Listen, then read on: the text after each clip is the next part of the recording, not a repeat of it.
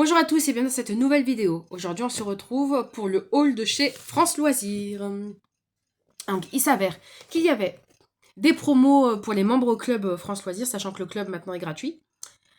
Il y avait des promos pour le membre club France Loisirs, il y avait des moins 20, moins 30, moins 40%, enfin c'était un truc de fou. Et moi comme il y avait une promo, j'ai craqué. Voilà, et donc j'en ai eu je crois pour une trentaine d'euros. Parce qu'en fait il y en avait pour 45 euros en tout à peu près. Et j'ai eu 6 euros de remise avec le chèque du club, voilà, qui remettent à tous leurs membres. Donc, trois romans. Tout d'abord, Alma, une jeunesse viennoise. Donc, apparemment, c'est l'histoire d'une jeune femme juive vivant à Vienne qui va connaître la montée du nazisme. Donc, si on lit la quatrième de couverture, Vienne, 1911. Alma Kahn naît Anna Kahn naît au sein d'une famille de la grande bourgeoisie juive. Son père, chirurgien réputé et grand amateur d'art, est aussi un mécène qui côtoie les plus grands artistes de l'époque. Donc on n'est pas dans la... Bref. Sa mère, pianiste de talent, soigne son spleen auprès du docteur Freud dont elle est l'une des premières patientes. Au cœur de ce bouillonnement culturel, Alma chemine vers l'âge adulte.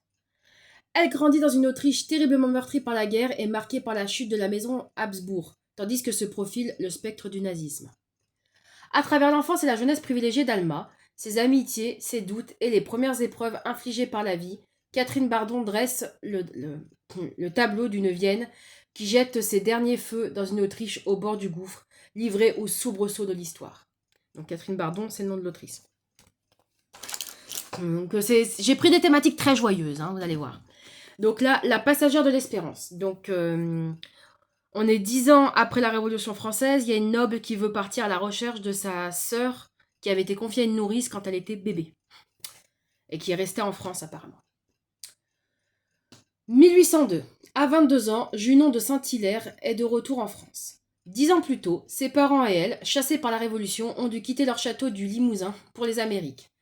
Désormais orpheline, Junon décide de rentrer lorsque l'amnistie est accordée aux émigrés de par Bonaparte, premier consul.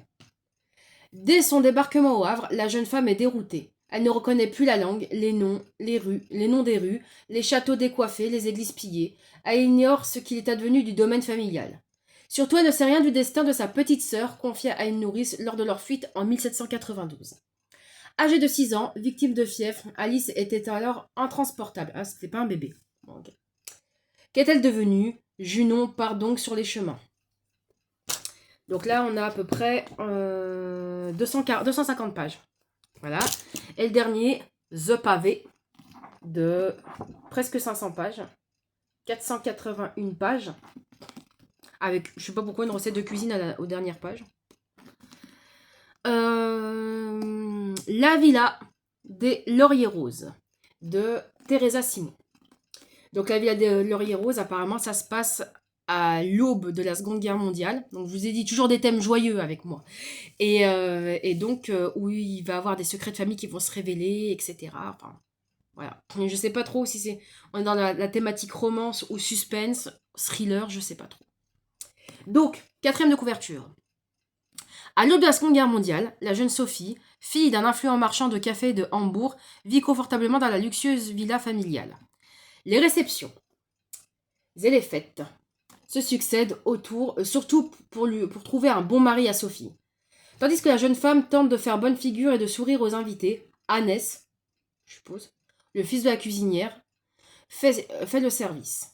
Il est le confident de Sophie depuis leur enfance. Excusez-moi, je bug sur le prénom Hannes. Qui s'écrit H-A-2-N-E-S. Bref. Il est le confident de Sophie depuis leur enfance, et au fil du temps, le sentiment très fort qui les a toujours liés s'est transformé. Mais comment une fille de la classe supérieure pourrait-elle imaginer épouser un homme qui n'a rien à lui offrir? Un jour, le monde bien ordonné de la villa des Lauriers Roses se fissure. Alors que le chaos de la guerre approche, Sophie découvre que ses parents dissimulent depuis des décennies un lourd secret. Un secret qui va bouleverser le destin de la jeune femme. Donc voilà, quand on lit ça, on a envie de le lire. Ouais. Donc voilà, je fais un petit point sur les prix. Donc celui-ci était à 22,90 € et je l'ai eu à 13,74 €. Celui-ci était à 21 €, je l'ai eu à 15,75 €. Et le dernier était à 19,90 €. 19,90 € et est passé, donc il y a bien le prix qui est barré, et est passé à 14,90 €. Voilà, c'est tout. J'espère que cette vidéo vous aura plu. Donc, j'ai déjà fait ma pile de livres à lire pour le mois d'octobre. Mais pourquoi pas les lire pour le mois de novembre? Ou alors, si jamais j'ai fini à temps pour les lectures d'octobre, pourquoi pas commencer ceci? Voilà, je vous dis à très bientôt pour de nouvelles vidéos. Bye!